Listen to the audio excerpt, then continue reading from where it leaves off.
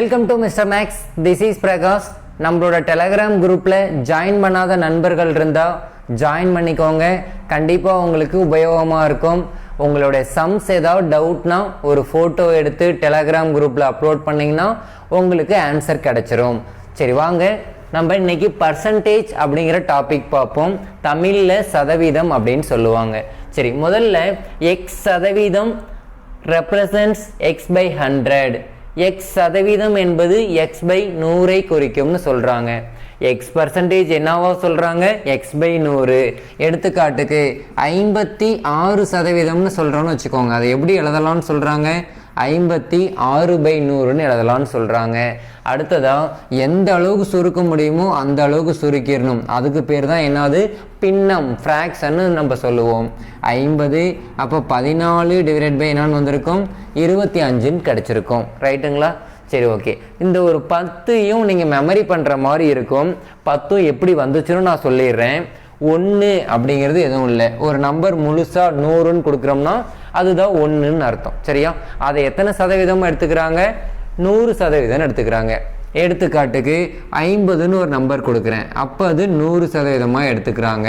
அடுத்தது இதை தான் என்னான்னு சொல்லியிருக்கேன் நான், 1 அதாவது முழுசா அப்படின்னு அர்த்தம். அதில் பாதி அப்படின்னா என்னதுங்க? 50% வந்திருக்கும். அது எவ்வளவு? 25ன்னு கிடச்சிருக்கும். சரிங்களா? அப்போ இதே தான் என்ன பண்ணியிருக்கோன்னு பாருங்க. 1 × 100 100%. 1/2 × 100% எவ்வளோ வந்திருக்கும்? 50%ன்னு வந்திருக்கும். 1/3 × 100% 33.333ன்னு போய்கிட்டே இருந்திருக்கும். அப்போ 33.33%. இந்த வேல்யூஸ்லாம் இப்படி தான் வந்தது. சரிங்களா? அப்போ 1/4 25%, 1/5 20%, 1/6 16.67%, 1/7 14.29%, 1/8 12.5%, 1/9 11.11%, 1/10 10%. இந்த 10 வேல்யூஸும் பர்சன்டேஜை பொறுத்த வரைக்கும் ரொம்ப ரொம்ப ரொம்ப முக்கியம். கண்டிப்பாக நீங்கள் மெமரி பண்ணி வச்சுதான் ஆகணும். ரொம்ப கஷ்டமான வேலையெல்லாம் இல்லை, ரொம்ப சுலபமானது. ஆனால் கண்டிப்பாக மெமரி பண்ணி வச்சுருங்க. ஓகேங்க. அடுத்ததாக எடுத்துக்காட்டிற்கு நான் ஒரு 2400ன்னு ஒரு நம்பர் எடுத்துக்கிறேன். இப்போ தான் நான் சொல்லியிருப்பேன் ஒரு நம்பர் அது எத்தனை சதவீதத்துக்கு சமம்னு சொல்லியிருப்பேன்? 100% சமம்னு சொல்லியிருப்பேன். கணக்கில் ஏதாவது ஒரு எண் கொடுத்துட்டாங்கன்னா, இந்த கணக்கில் 2400ன்னு கொடுத்துருக்காங்க. அது எதுக்கு சதவீதம், எதுக்கு சமம்னு சொல்லியிருக்கோம்? 100% சமம்னு சொல்லியிருக்கோம். அப்போ 50% அப்படின்னா என்ன அர்த்தம்னு பாருங்க. 100ல் பாதி. அப்போ 100/2 50% அர்த்தம். அப்போ இதில் பாதி எவ்வளோ வந்திருக்கும்? 1200 வந்திருக்கும். ஒருவேளை 25% கேட்குறாங்கன்னா 50ல் பாதி எவ்வளோங்க? 25%. அப்போ இதுலேயும் பாதி தான் வந்திருக்கும். 600% கிடச்சிருக்கும். அடுத்ததா இதில் பாதி எவ்வளோங்க? 12.5%. அப்போ இது எவ்வளவு? 300. ஒரு வேலை கணக்கில் ஒரு எண் வந்து 2400 100%னா 12% எவ்வளோன்னு சொல்லி கேட்டால் என்னான்னு சொல்லணும்? 300ன்னு ஈஸியாக ஆன்சர் பண்ணிடலாம். அடுத்ததா இதில் பாதி 6.25% 150. 3.125% கேட்டாங்கன்னா 75ன்னு நம்ம ஈஸியாக ஆன்சர் பண்ணியிருக்கலாம். ஒரு எண் கொடுத்துருவாங்க, அந்த எண் 2400ன்னு கொடுத்துருக்காங்க. அந்த எண்ணில் 3.125% என்பது எவ்வளவுன்னு கேட்பாங்க. எவ்வளவு ஆன்சர் சொல்லிடலாம்? 75ன்னு சொல்லிடலாம். சரிங்களா? சரி, இதே மாதிரி ஒருவேளை இப்போ பாருங்க, இந்த ஜீரோவையும் இந்த ஜீரோவையும் நான் கேன்சல் பண்ண முடியுமான்னு பாருங்க. 2400ங்கிறது எனக்கு 100%னா எனக்கு என்ன வேணும்? 10% வேணும்னு நான் கேட்குறேன். அப்போ என்ன பண்ணால் போதும்? இதை 10ஆல் வகுக்கணும், இதையும் 10ஆல் வகுத்திருக்கணும். ஆன்சர் என்ன வந்திருக்கும்? 240ன்னு வந்திருக்கும். அப்போ அடுத்ததாக எழுதலாம் பாருங்கள். 240 அப்படிங்கிறது 10%. அப்போ 5%ங்கிறது இதில் பாதி 120. 2.5% அப்படிங்கிறது வந்து பார்த்திங்கன்னா 60ன்னு வந்திருக்கும். இதற்கு மேலே தேவையில்லை, இருந்தாலும் ஒரே ஒரு ஸ்டெப் நம்ம எழுதுவோம். 1.25% 1.25%ங்கிறது 30ன்னு சொல்லி உங்களுக்கு கிடச்சிருக்கு. கேள்வி இதே தான். கேள்வி 2.5%ன்னு கேட்டால் ஆன்சர் என்னன்னு சொல்லலாம்? 60ன்னு சொல்லலாம். டக்குன்னு சொல்லி போடணுங்கிறதுக்காக நம்ம இப்படி சால்வ் பண்ணியிருக்கோம். சரிங்களா? இது ரொம்ப ஈஸியாக இருக்கும். திடீர்னு 100% 2400. அப்போது ஒரு 12%னா அதில் பாதி அதில் பாதி அதில் பாதி. ஆன்சர் என்னது? 150% ஈஸியாக போட முடியும். அதுவே 6.25 பெருக்கல் 2400 வகுத்தல் 100 இதெல்லாம் போடுறதுக்கு பதிலாக இது உங்களுக்கு சுலபமாக இருக்கும். சரி, அடுத்ததான் 10%ங்கிறது 240னா அப்போ 0 கேன்சல் பண்ணிங்கன்னா என்ன வந்திருக்கும்? 1%ங்கிறது என்ன கிடச்சிருக்கும் உங்களுக்கு? 24ன்னு கிடச்சிருக்கும். அப்போ 0.5%ங்கிறது என்னன்னு சொல்லியிருக்கலாம்? 12ன்னு சொல்லியிருக்கலாம். இந்த பேசிக்ஸ் எல்லாம் கொஞ்சம் தெளிவாக பார்த்தீங்கன்னா பின்னாடிக்கு நம்ம கணக்குகள் போடுறதுக்கு ரொம்ப ஈஸியாக இருக்கும். பேசிக்ஸ் சொல்லி கொடுத்துருக்கேன், இருந்தாலும் இன்னொரு தடவை சொல்கிறேன் பாருங்கள். இப்போ 0.28 அப்படிங்கிற ஒரு நம்பர் இருக்குது. இந்த நம்பரை 100ஆல் பெருக்க சொல்லியிருக்காங்க. அப்போ ஆன்சர் என்ன வரும்னு பார்ப்போம். எத்தனை ஜீரோ இருக்குங்க? 2 ஜீரோ. 2 ஜீரோ இருந்தால் புள்ளியை ரைட் சைடு தள்ளிட்டு போக சொல்லி கொடுத்துருப்பேன். 1 புள்ளி 2 புள்ளி அப்போ 28 அப்படின்னு இந்த நம்பர் மாறி இருக்கும். கரெக்டுங்களா? இதுவே இன்னொரு எடுத்துக்காட்டும் பார்ப்போமா?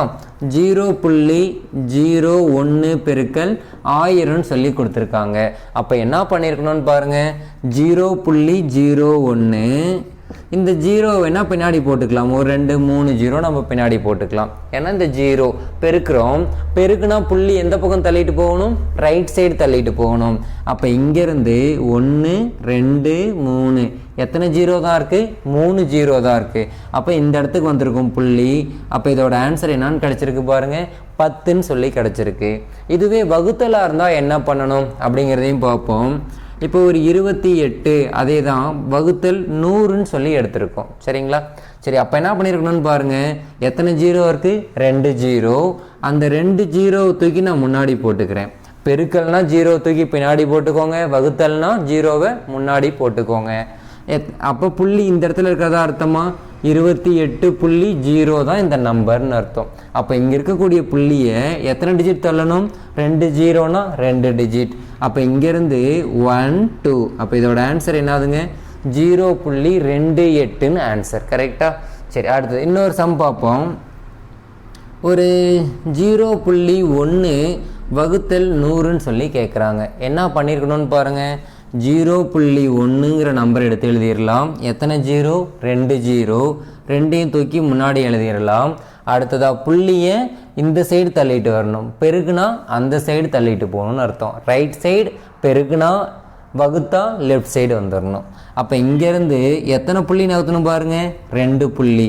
1 2. அப்போ இதற்கான ஆன்சர் 0.001ன்னு சொல்லி உங்களுக்கு ஆன்சர் கிடச்சிருக்கும். சரி, இந்த பேசிக்ஸ் நம்ம சிம்பிளிஃபிகேஷன்லேயே சொல்லி கொடுத்துருப்போம், இருந்தாலும் இப்போ ஒரு தடவை பார்த்துக்கலாம். இப்போ என்ன சொல்கிறாங்கன்னு பாருங்கள். Convert percentage into decimal. சதவீதத்தை தசமமாக மாற்றுக. அவங்க சதவீதத்தில் கொடுத்துருக்காங்க, தசமமாக மாற்ற சொல்லியிருக்காங்க.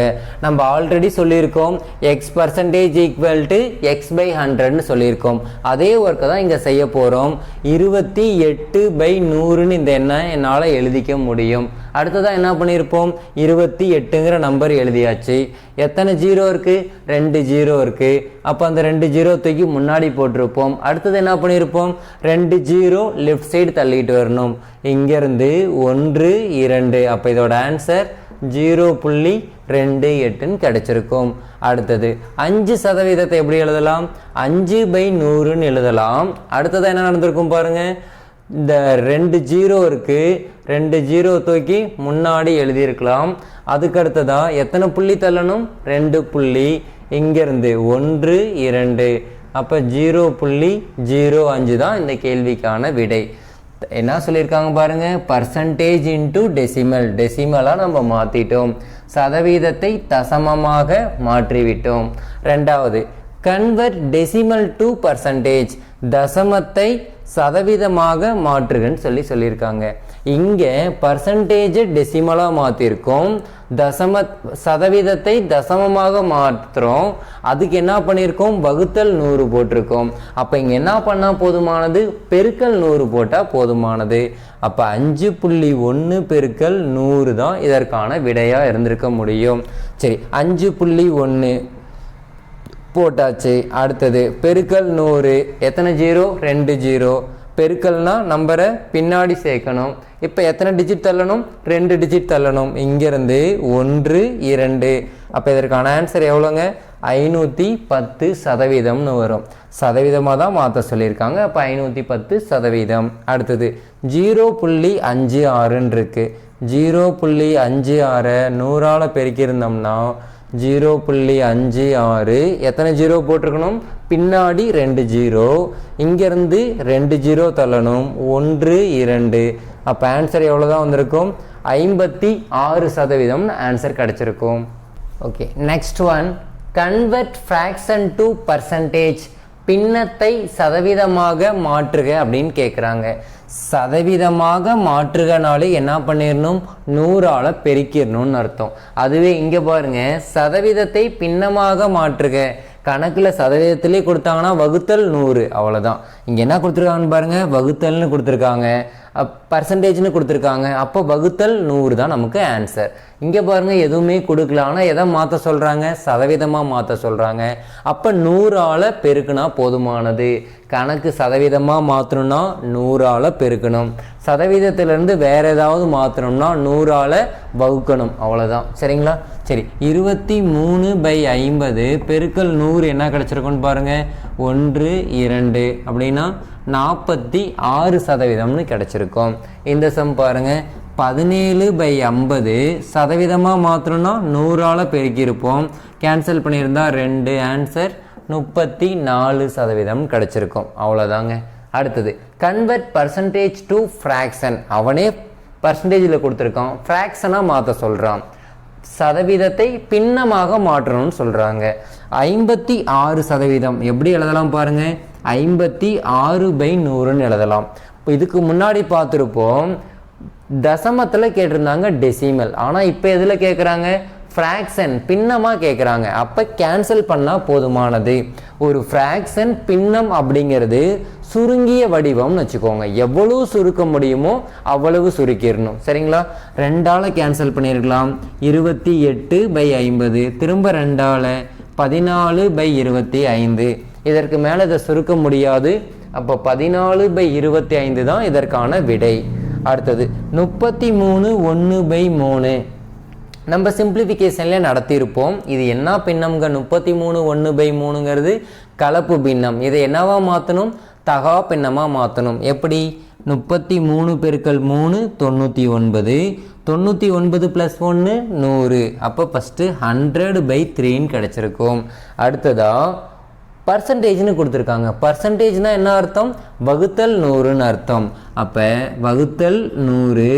இல்லை இது எனக்கு புரியல அப்படின்னா இப்படி எழுதிக்கோங்க, 100/3 × 1/100. அப்படின்னாலும் என்னதான் அர்த்தம்? வகுத்தல் 100ன்னு தான் அர்த்தம். ரெண்டும் ஒன்று தான் அர்த்தம். அப்போ 100/300. அப்போ ஆன்சர் என்ன வந்திருக்கும்? 1/3ன்னு தான் நமக்கு கிடச்சிருக்கும். இந்த இடத்துல சில பேர் தப்பு பண்ணிடுறாங்க. இதை கேர்ஃபுல்லாக வாட்ச் பண்ணி பாருங்கள். 100ஆல் வகுக்கணும். பர்சன்டேஜ் கொடுத்துட்டா 100ஆல் வகுக்கணும். Next one, convert ratio to percentage. விகிதத்தை சதவீதமாக மாற்றுகன்னு சொல்லிட்டாங்க. சதவீதம்னு முடிஞ்சாலே நான் என்ன சொல்லியிருக்கேன்? பர்சன்டேஜ்னாலே 100ஆல் பெருக்கிடணும்னு நான் சொல்லியிருக்கேன். கரெக்டுங்களா? 2:5 எப்படி எழுதலாங்க? 2/5ன்னு எழுதலாம். பெருக்கல் 100. இப்போ இதை கேன்சல் பண்ணியிருந்தால் என்ன வந்திருக்கும்? 20. அப்போ இதற்கான ஆன்சர் 20 பெருக்கல் 2 40%. அடுத்தது 7:8 7/8ன்னு எழுதலாம். பெருக்கல் 100. கேன்சல் பண்ணியிருந்தா 50 4. திரும்ப கேன்சல் பண்ணியிருந்தா 25 2. அடுத்தது எதுவும் கேன்சல் பண்ண முடியாது. இதையும் வேணாம் கேன்சல் பண்ணியிருக்கலாம். 12.5ன்னு கிடச்சிருக்கும். கரெக்டுங்களா? 12.5 × 7 உங்களுக்கு 87.5%ன்னு கிடைக்கும். 87.5%. அடுத்தது கன்வெர்ட் பர்சன்டேஜ் டு ரேஷியோ. சதவீதத்தை விகிதமாக மாற்றுகன்னு சொல்லியிருக்காங்க. சரி, 750% கொடுத்துருக்காங்க. கணக்கில் சதவீதம் கொடுத்தாலே நான் உங்களுக்கு என்ன பண்ண சொல்லியிருப்பேன்? யோசிக்காமல் 100ஆல் வகுத்துடணும்னு சொல்லியிருப்பேன். கேன்சல், இதை கேன்சல் பண்ணியிருந்தா 5ஆல் பண்ணியிருந்தா என்ன வந்திருக்கும்? 1. 25னா 5. 15/2. ஆனால் கேள்வி என்னவா கேட்குறாங்க, விகிதமாக கேட்குறாங்க. அப்போ 15:2 இதுதான் உங்களுடைய ஆன்சர். 15%, அதுக்கு என்ன பண்ணியிருப்போம், 15/100. அப்போ 15/100 எதால் கேன்சல் பண்ணலாம், 3, 5ஆல் கேன்சல் பண்ணியிருப்போம், 20. அப்போ இதற்கான ஆன்சர் 3:20 கிடச்சிருக்கும். ஓகே ஃப்ரெண்ட்ஸ், இந்த வீடியோ நான் எத்தனை மணிக்கு ஷூட் பண்ணேன்னு பார்த்தீங்கன்னா ஆஃப்டர் 11 மணி, அதாவது இரவு 11 மணிக்கு மேலே தான் ஷூட் பண்ணேன். கொஞ்சம் டிலே ஆயிடுச்சு, ஃபுல் டே கிளாஸ் இன்றைக்கும் இருந்ததுனால டைமு கீப்பப் பண்ண முடியல. கண்டிப்பாக அடுத்த வாரத்திலிருந்து கரெக்டாக 9 மணி இரவுனா 9 மணிக்கு நான் ஷியூராக வீடியோ அப்லோட் பண்ணிடுறேன். மீதமுள்ள பேசிக்ஸை பற்றியும் கணக்குகளை பற்றியும் சதவீதத்தில் நெக்ஸ்ட் கிளாஸில் பார்ப்போம். தேங்க்யூ.